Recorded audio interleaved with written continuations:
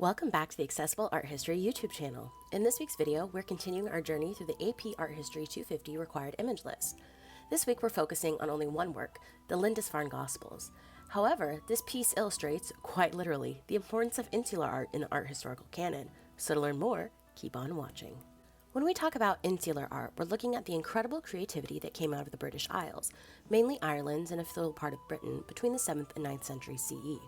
This was a time when Christianity was spreading across the region, and monks played a huge role in shaping art. The word insular actually comes from the Latin word for island, which makes sense because the style developed in the fairly isolated environment away from the influence of mainland Europe. One of the things that makes insular art so striking is the mix of traditions. Artists combined local Celtic styles with their love of spirals, knots, and animal forms with Christian imagery and manuscript development. The result was bold, intricate visual language that feels both spiritual and deeply tied to the land and culture of these islands. The most famous example of insular art comes from illuminated manuscripts like the Lindisfarne Gospels, which I'll discuss in a minute. These works are full of incredibly detailed pages, packed with interlacing patterns, fantastical creatures, and decorated letters that transform simple words into works of art. But insular art wasn't just on the page, we also see it in metalwork, stone crosses, and jewelry, all carrying that same love of pattern and detail. What's amazing is how influential the style became. Even though it started in remote monastic communities, insular art helped shape medieval European art as a whole. Its emphasis on ornament, rhythm, and line spread far beyond the islands, leaving a legacy that still fascinates us today. The Lindisfarne Gospels are one of the greatest treasures of insular art. Created around the year 700 on the island of Lindisfarne off the northeast coast of England, this manuscript is a shining example of the style. It was probably made by a single monk, Edifrith, who became the bishop of Lindisfarne later in his life.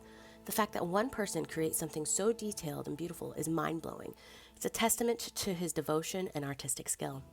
What makes the Lindisfarne Gospel so special is the incredible decoration inside. The manuscript contains 4 Gospels of the New Testament, but each section is introduced with an elaborate carpet page. These full detailed designs of interlacing patterns, animals, and crosses almost look like a woven textile. The text itself is decorated with huge ornate letters that explode with color and energy. You can really see how Celtic, Anglo-Saxon, and Christian traditions were blended to create something entirely new. Beyond its beauty, the Lindisfarne Gospels are also historically important.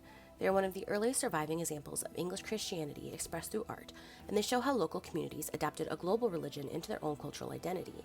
In the 10th century, an Old English translation was even added between the lines, making it the oldest surviving copy of the Gospels in English. This shows how the manuscript continued to serve as a living spiritual object for centuries after its creation. The influence of the Lindisfarne Gospel spread far and wide, inspiring later medieval manuscript makers across Europe. Today, it stands as a bridge between cultures, between local and universal, spiritual and artistic. It's not just religious text, but a masterpiece that shaped the course of art history. The Lindisfarne Gospel reminds us that art is more than decoration. It's a powerful way to express identity, belief, and creativity. By blending different traditions into something entirely new, this manuscript shows how art can be both deeply local and universally inspiring. Its survival of more than 1,300 years speaks to its importance, not just for the history of Christianity, but for art history as a whole. When we look at the Lindisfarne Gospels today, we not only see a religious text, but we witnessed the incredible imagination of devotion of one person who created it, and their lasting impact on the world.